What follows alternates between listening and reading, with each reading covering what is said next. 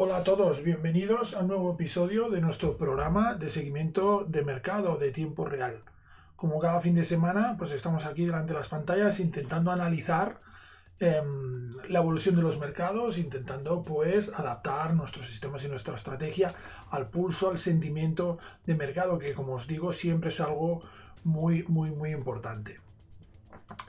Y esta semana ha sido una semana atípica porque ha sido semana de elecciones en Estados Unidos y por tanto todo ha girado alrededor de este hito que se producía el martes. En teoría se producía el martes porque como estamos viendo se ha alargado prácticamente hasta ahora. Hace media hora ya se ha declarado oficialmente que Joe Biden acaba de ganar las elecciones en Estados Unidos y por lo tanto será el próximo presidente. A pesar de que se ha alargado hasta el sábado, la verdad es que el mercado ya ha venido descontando pues este hecho desde prácticamente el martes, miércoles, como podemos ver en los gráficos y como veremos ahora mismo en el mercado de divisas. Un mercado de divisas que, como podéis ver aquí, marca de nuevo una vela ascendente que nos vuelve a colocar ligeramente por encima de esa zona de resistencia en caso del euro dólar de 1,1841. Seguimos insistiendo en lo mismo, ¿no? Tenemos aquí un esquema de fuerte resistencia en esa zona de 1,1850 aproximadamente y que hace que el par pues vaya haciendo idas y venidas. ¿Cómo hemos tenido la semana? Pues es interesante verlo porque ha habido pues este hito tan importante que es el de las elecciones y podemos ver cómo ha habido una sacudida inicial. Cuando empiezan a saberse los resultados y al final hemos visto cómo pues el mercado, el euro dólar se recuperaba, es decir, el dólar se debilitaba en frente al euro y ha llegado al nivel de 1,1874 por encima de este nivel de 1,18417 que es el que tenemos aquí, que bueno, pues vamos a colocar aquí. Sabéis que siempre nos gusta tener un poco la referencia. 1,1841. 1841. Bueno, ¿no? Tener un poco la referencia y tener un poco la imagen visual de realmente el impacto que tienen estos niveles en el mercado. Fijaos cómo no teníamos la línea puesta, la hemos puesto después y realmente fijaos el impacto que llega a tener un nivel de largo plazo en el corto plazo. Creo que este es un ejemplo fantástico para ello. Cómo rebota, cómo perfora, cómo vuelve a esas zonas de soporte. Cuando las perfora bien, pues vemos que hay movimientos de pues cierto recorrido. Es importante siempre tener en cuenta pues todos estos aspectos cuando operamos. Veis aquí cómo hace la vuelta, ahora se convierte en una zona importante de resistencia, rebota aquí, pierde nivel, es decir, y aquí otra vez cuando tiene que volver a romper, veis cómo le cuesta, ¿no? Le cuesta pues varias horas romper ese nivel, porque tiene que acumular fuerzas para romper esa zona de resistencia. Por lo tanto, esos niveles funcionan y son niveles muy interesantes los de gráfico semanal en el intradía. ¿Qué tenemos aquí? Tenemos aquí un nivel parecido, que es el nivel en la libra dólar del 1,3132. Vemos cómo también la libra dólar ha repetido el esquema. Vamos aquí otra vez. Vamos a ver. Vamos aquí otra vez. 1,3132. Pues muy bien, vamos a colocarlo y a ver qué sorpresa nos da. 1,3132. Efectivamente, como podéis ver también, bueno, queda clarísimo, esto no estaba preparado, os lo prometo, pero es que es un nivel que nosotros siempre trabajamos con él precisamente por esto, porque hemos experimentado que realmente tiene unas características muy claras de nivel de referencia para el corto plazo. Estos niveles de soporte y referencia semanales. Os voy a explicar ahora un secreto. Y es que esto se debe también a la escalabilidad y a la proporcionalidad de las medias. Es decir, se debe al hecho de que realmente estamos trabajando con la misma media en ambos gráficos. Por los periodos que tiene la media. Aunque, claro, evidentemente, en el caso de una media semanal y de esta media semanal, que es una media muy larga, es una media de 200 periodos, significa ya de por sí mismo, como podéis ver, una importante zona de contacto y de referencia. Ese 1.3147 que vemos en el cierre de la libra dólar es importante precisamente porque cierra por encima, está cerrando por encima de este nivel de referencia. La apertura de la próxima semana se va a producir en niveles superiores. Por tanto, es más probable que veamos una figura al alza porque cuenta con una importante zona de soporte. Esto es lo que vemos respecto a la libra dólar. Si pasamos al dólar yen, el dólar yen está en una dinámica muy distinta. El dólar está ganando terreno de una forma muy importante. Vemos cómo nos marca este mínimo de aquí, que es un mínimo, como podéis ver, no es mínimo anual, porque tenemos esta vela del auge de la primera ola del coronavirus, que tiene un mínimo de 101,18, pero es que si no, estaríamos en mínimos anuales. Este es el gráfico semanal. Aquí las zonas de soporte y resistencia ya han quedado muy arriba, por lo tanto estaríamos en una dinámica más de caída libre, más de subida libre del dólar en el caso de este par. También vemos aquí como las elecciones americanas pues prácticamente han tenido este impacto. Todo el impacto se reduce a este movimiento de aquí y a partir de ahí se ha seguido con la progresión y con la dirección que venía tomando el par anteriormente. Tenemos también el dólar australiano. Un dólar australiano que, como podemos ver, cuenta aquí con una importante zona de soporte, los 0,6944. Y esta zona de largo plazo, que es una directriz de movimiento muy importante, de los 0,7207. Si nos vamos aquí, vamos a colocar esa directriz. A ver qué dibujo nos da. 0,7207. Vale. Bueno, pues volvemos a repetir el esquema que hemos visto anteriormente. Un fuerte rebote en esta zona de aquí, de esta zona marcada por esta resistencia o soporte, dependiendo de cómo estemos en cada momento, de largo plazo en el corto plazo, pero como podéis ver aquí, creo que se marca muy claramente la influencia de esa zona de resistencia y soporte. En una tendencia tan clara, el único sitio donde hay una indecisión y donde hay un cierto rango lateral es justo cuando tiene que intentar romper esta zona de soporte de gráfico superior. Y aquí este rebote que anula este movimiento bajista. Por tanto, cuando operéis en corto plazo es importante tener esas referencias en el gráfico, porque os da una imagen siempre del contexto de mercado, no solo del sentimiento de mercado que hay en este momento. El dólar australiano cierra a 0,7259 por encima de ese 0,7207, que indiscutiblemente se convierte en zona de referencia en estos momentos y zona de soporte. Vamos con el oro. El oro nos está marcando una clara progresión de la tendencia alcista. Volvemos a tener un impulso alcista del oro cuando veíamos que intentaba testear la primera directriz del movimiento, que está en 1850,16. Esa directriz del movimiento está o viene expresada por una media exponencial en nuestro caso. No es una distancia fija al precio, sino que oscila en función de la volatilidad que tiene el precio. Entonces, tenemos esa directriz, tenemos esa referencia basada en una media exponencial. Una media exponencial que es muy rápida. Y eso nos da una información muy importante de en qué contexto estamos de mercado. Lo normal, lo que es habitual, es que esta primera directriz, sea perforada y esté perforada. Y normalmente el precio se encuentra siempre testeando esta segunda directriz, que es una directriz más sólida. En este caso, que vemos que la primera directriz del movimiento se ha respetado o está siendo respetada desde prácticamente el mes de marzo. ¿Qué quiere decir? Pues que la potencia, la fuerza de este movimiento alcista es muy importante, porque no es capaz ni de perforar esa primera directriz que está muy pegada al precio. Entonces, estamos ante un movimiento alcista muy importante, que a pesar de que veamos bajadas del oro, Mientras no se perfore esta primera directriz, debemos tener claro que estamos ante una clara tendencia alcista del par. Incluso la semana pasada estábamos en tendencia alcista, aunque lleváramos 2-3 semanas de descensos continuados, pero realmente viéndolo con perspectiva, estamos claramente en tendencia alcista.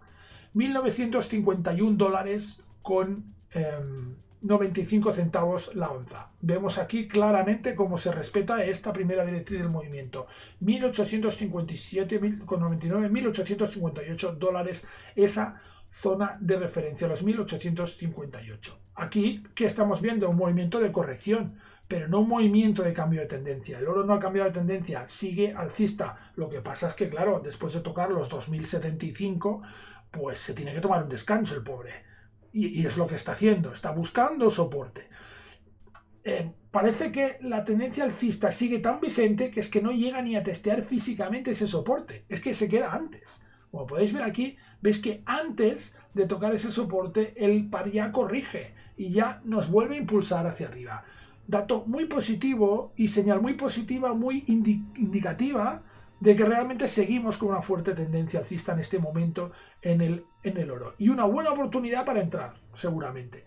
Porque podríamos tener un stop cómodo aquí debajo, dado el historial reciente del par, con poca distancia hasta stop y con un buen margen de beneficio, con una buena relación de beneficio que puede ser de 5 de 6 a 1, porque de 1857 hasta 2075 pues tenemos prácticamente $120 y en cambio aquí pues podríamos prácticamente establecer ese nivel de stop en este nivel aquí, por ejemplo, de prácticamente 1780, es decir, son 150 puntos prácticamente pues contra 70, ¿vale? Una relación de 2 a 1. Sería, pues, ha sido este o es un punto interesante de entrada en estos momentos. Hecho a destacar, bueno, volumen relativo sigue descendiendo. Esto iría en contra de pensar en una prolongación de la tendencia alcista. No siempre todos los indicadores dicen lo mismo, evidentemente. Debemos estar atentos, porque esto lo que nos está indicando es este agotamiento de los alcistas y este descenso podría venir provocado no porque haya más bajistas que aparecen, sino porque realmente el volumen pues de alcistas se va aminorando, o ha habido gente que ha salido buscando o encontrando otros activos más rentables y por tanto pues estaríamos dentro de ese contexto a un contexto alcista. Como decíamos, 1857,99, 1858. Nos vamos a corto plazo y dibujamos esos 1858. A ver lo que es capaz de decirnos el gráfico. 1858. Y el gráfico nos queda abajo. Nos queda abajo.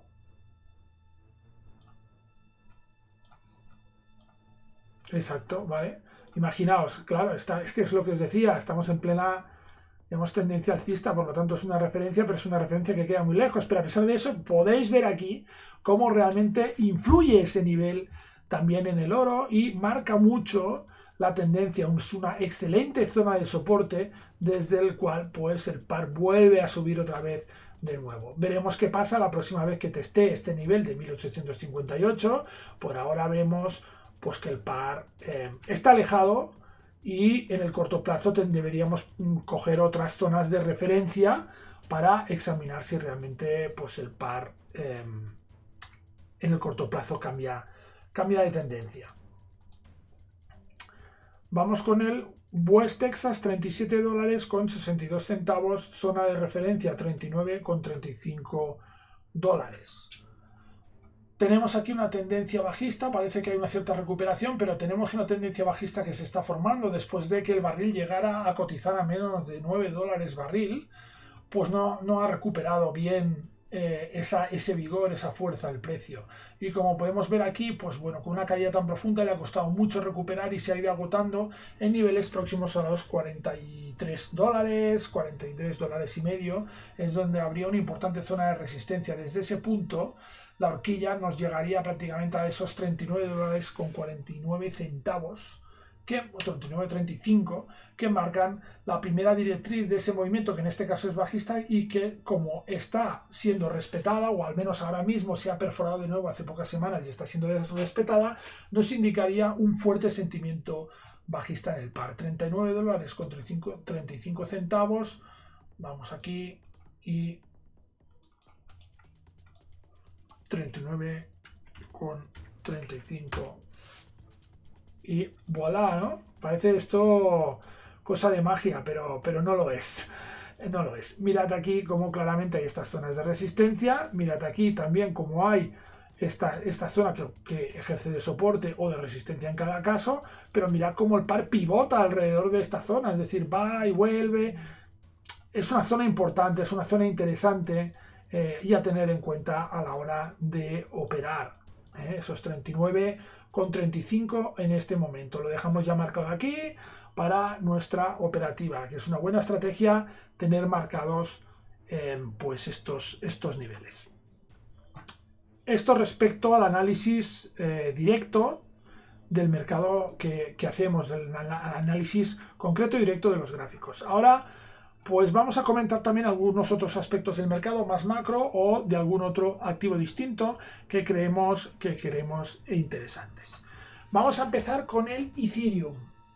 El Ethereum que está cotizando, atención, porque ahora mismo 451 dólares con 38 centavos. Espectacular subida la del Ethereum de esta semana, que le ha permitido romper, vamos a extender esto, pero romper este nivel también psicológico de los 400 dólares y ya se ha subido como un cohete hasta buscar la zona, la prolongación del canal alcista que estaba desarrollando. Después de un largo periodo lateral y de descenso que le ha llevado otra vez a testear los 369 dólares, a partir de aquí hemos visto como el par subía como un absoluto cohete y se iba para arriba de una forma espectacular.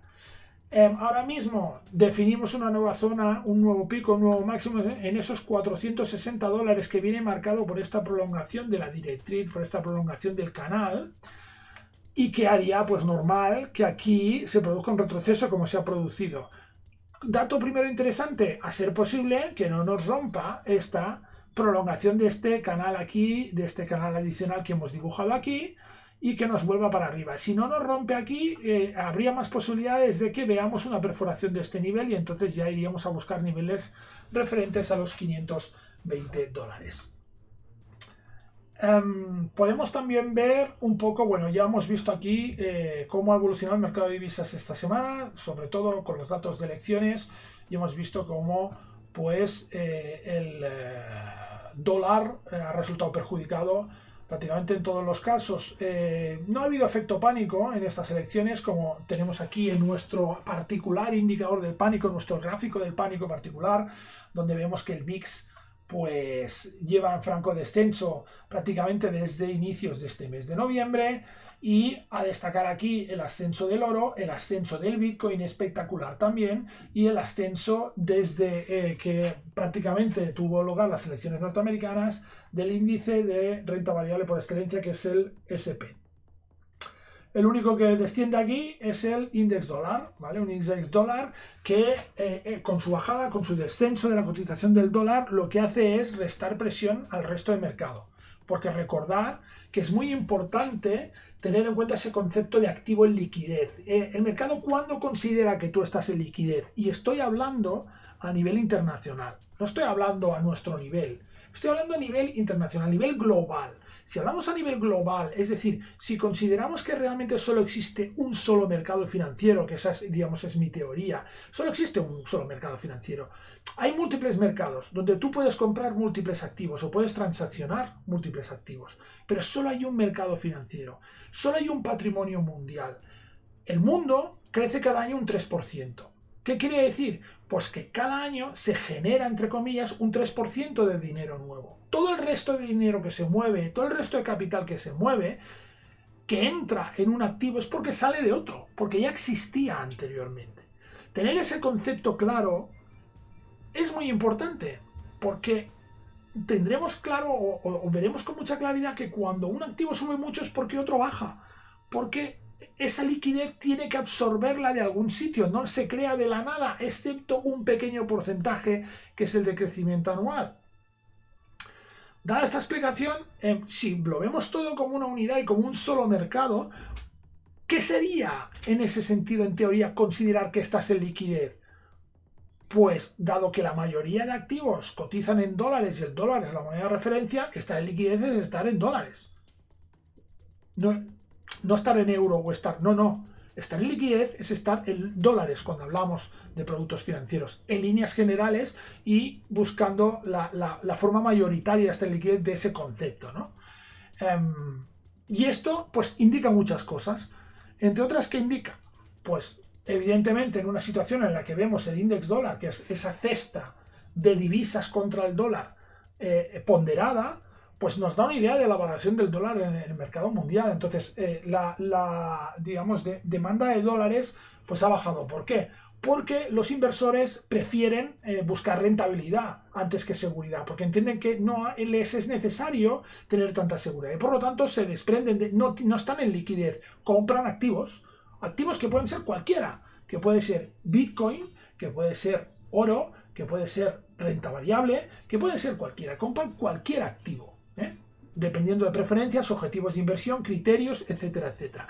Pero realmente que es indicativo es ese descenso de la liquidez, de ese concepto de liquidez a nivel global, a nivel de portfolio global. Por eso lo tenemos nosotros en este gráfico, porque es un excelente indicador. En el momento que vemos, un día explicaremos cómo funciona este gráfico, pero en el momento que vemos cómo se produce una cierta confluencia de factores en este gráfico es cuando nos alarma y nos puede estar indicando que estamos ante un cisne negro. Este gráfico nosotros lo utilizamos para identificar los posibles cisnes negros, porque cuando suceden esos cisnes negros, antes de que sucedan, se da una determinada configuración en este gráfico. Pero uno de los factores importantes, como os digo, es realmente ese índice dólar. Y como podéis ver aquí, pues ese descenso de índice dólar indica una menor exigencia de liquidez, una mayor confianza en el mercado, y esto redunda en que los inversores busquen más rentabilidad y por lo tanto no estén en liquidez, sino que inviertan. Ese es el concepto. Una semana interesante como hemos visto en el mundo cripto, porque hemos comentado directamente el gráfico de Ethereum, pero también hemos visto Bitcoin. O sea, esta subida es absolutamente espectacular. Mientras, atención, el mundo de EFI pues parece que está un poco a la baja. En ese sentido, volvemos al concepto de liquidez que teníamos o que hemos hablado ahora mismo sobre el dólar y sobre el mercado. Eso sería extensivo evidentemente a todo el mercado, pero ahora mismo se está formando todo un submundo que es el criptomundo, digámoslo así, es el criptomercado. ¿Por qué? Porque existe una barrera importante que divide el mercado fiat del mercado cripto. Actualmente no es tan sencillo pasar del mercado fiat al mercado cripto. Y esa barrera hace que cuando un inversor que está en cripto busque liquidez, no necesariamente se vaya al mercado fiat, sino que busca liquidez dentro del mercado cripto para evitar tener que superar esa barrera, esas transacciones con esas comisiones que le pueden hacer convertir criptomoneda de nuevo en fiat, ¿no? Por eso aquí se está produciendo esta división y quizás sería la excepción a todo el resto. Y una de las características muy interesantes de este mercado cripto, de la aparición de este mercado cripto en los últimos años respecto a otros productos financieros u otros mercados que han ido apareciendo en la historia. Pero bueno, eso es una historia muy larga, no apta para contarla aquí en un comentario, digamos, semanal que quiere ser pues bastante conceptual, bastante concreto, ¿vale? Pero sí que podéis ver como los activos DeFi pues han descendido. ¿Por qué? Porque aquí vamos al contrario.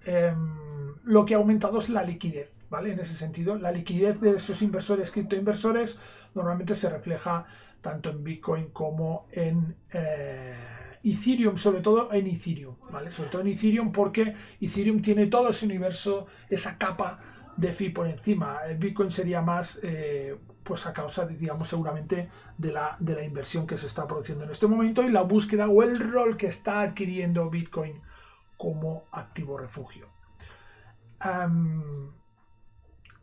Ya hemos visto también los mercados de renta variable que han respondido de forma muy positiva a la evolución de las elecciones en Estados Unidos, vuelven a la senda alcista después de una semana de dudas y caídas, la última semana del mes de octubre, que pues había dudas y había incertidumbre. Esa incertidumbre parece que se disipa, volvemos a recuperar niveles del día 20 de octubre y por lo tanto pues todo vuelve un poco a la normalidad.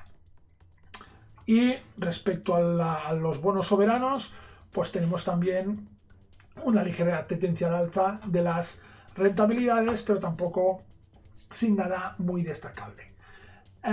Volvamos un poco hacia atrás al movimiento que hemos visto en el Ethereum.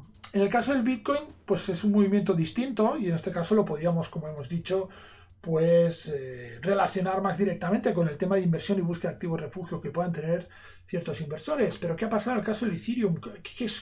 ¿Cómo es que ha sucedido esa subida en Ethereum? Pues bueno, una de las explicaciones posibles podría ser esto, que es la implementación, la activación del contrato inteligente para hacer staking en Ethereum en su versión, o sea, ya está, la versión 2.0. ¿Qué quiero decir con esto? No me voy a extender mucho porque, bueno, dentro de la audiencia de este vídeo pues puede haber inversores en criptos o interesados en el mundo cripto y no tan interesados en el mundo cripto. Los que estéis interesados y que queráis más información, sabéis que nos podéis preguntar siempre que queráis a través de redes sociales, a través de nuestra web, enviándonos un correo electrónico, etcétera, etcétera. Si os interesan estos vídeos, evidentemente yo os sugeriría que os suscribierais al canal y así pues tendréis los vídeos directamente. El aviso de nuevos vídeos pues lo tendréis al instante en cuanto se publique. ¿Qué quiere decir esto exactamente? Bueno, pues digamos que la red de Ethereum está cambiando un poco su estructura interna. ¿Por qué cambia su estructura interna? Porque uno de los problemas que tiene Ethereum es que no tiene escalabilidad en estos momentos. Es decir, que le es muy difícil crecer, que cuando crece se surgen una serie de inconvenientes dentro de su organización que hacen que la red se ralentice y pierda efectividad. Eso lo hemos visto en los últimos tiempos en los que hemos visto una coincidencia entre este fenómeno que ha sucedido en la red de Ethereum y la aparición, la explosión del fenómeno DeFi, que lo que ha hecho ha sido añadir más tráfico, más transacciones a esa red de Ethereum, cosa que también ha provocado un ascenso muy elevado de las comisiones por operar en esta red de Ethereum, para decirlo en palabras llanas y sencillas.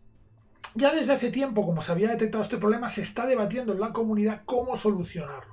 Recordemos que Ethereum es código libre y por lo tanto, pues bueno, se pueden aportar, hacer, digamos, aportaciones. Fruto de esto, ya hace tiempo que se habla de una versión 2.0 de Ethereum que va a intentar solucionar ese problema de escalabilidad.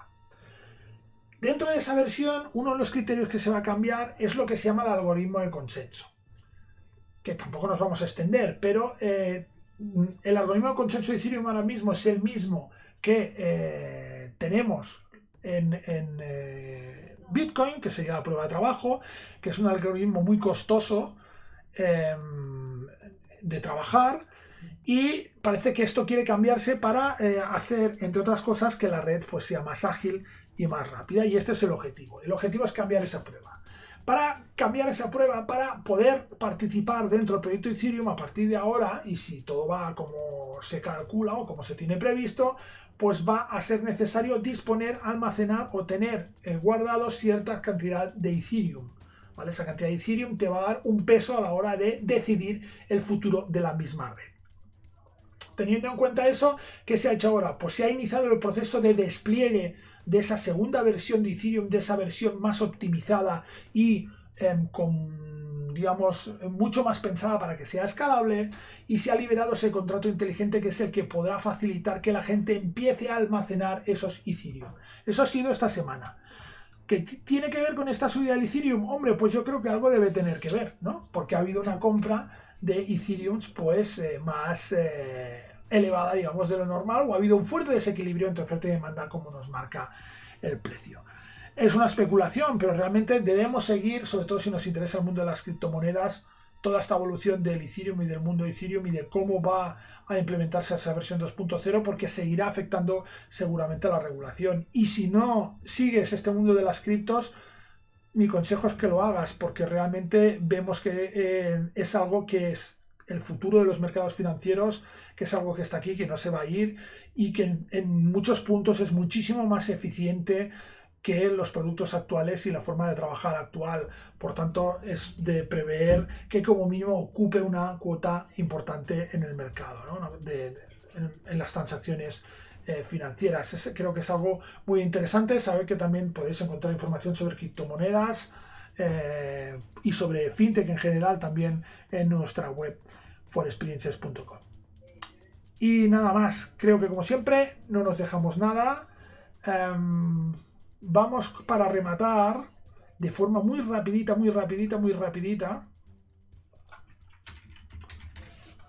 Vale. Como siempre, a entrar en nuestra web para los que no lo sepan. Desde la web puedes acceder desde aquí.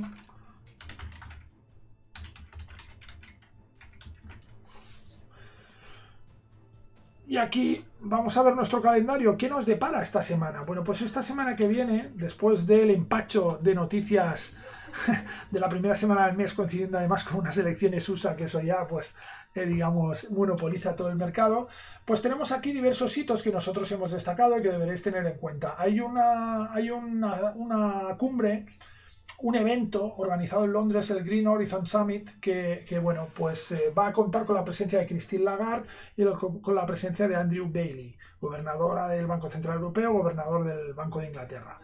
Veremos a ver qué sucede, si hay alguna declaración que pueda afectar un poco a los mercados, sobre todo a cruces de libra y euro. No creemos que haya mucho impacto en ese sentido, porque es un evento al cual están invitados para hablar, digamos, del bien y del mal, de cosas muy etéreas y muy genéricas. No creo que se posicionen en concreto en nada que pueda afectar a los precios ni de libra ni de euro, pero bueno, yo creo que es bueno saber que realmente pues estas personas estarán allí y estarán haciendo declaraciones públicas. Luego también tenemos el índice ZEW, confianza económica de Alemania, durante esta semana, que puede afectar las cotizaciones de zona euro. Una comunicación de PIB de UK, ¿no? El PIB anual, bueno, elaboración trimestral.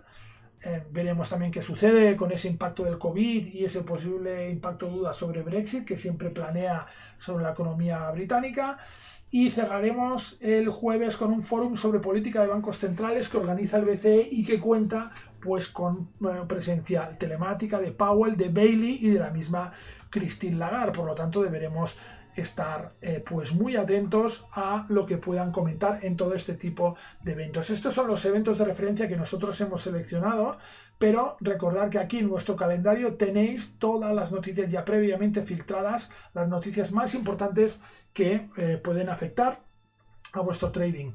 También, evidentemente, tenéis marcadas nuestras noticias destacadas y cada una de ellas con su explicación y su vídeo correspondiente para orientaros en cómo trabajar en estas situaciones. Sabed que estos vídeos los podéis ver y podéis recibirlos directamente una hora antes, podéis recibir un aviso una hora antes de que se produzca la noticia en vuestro móvil directamente a través de la suscripción a nuestro canal de Telegram, que es muy sencillo encontrarnos, forexperiences, ¿vale? Con el canal forexperiences es nuestro canal público en donde podéis tener acceso a todo este tipo de noticias y iréis recibiendo alertas que os mantendrán, dicho la palabra, alerta ante cualquier suceso del mercado. Y ahora sí, nada más, acabamos el programa de hoy. Muchas gracias por estar ahí, os esperamos la semana que viene y suscribíos y así no os perderéis ninguno de nuestros vídeos. Hasta la próxima.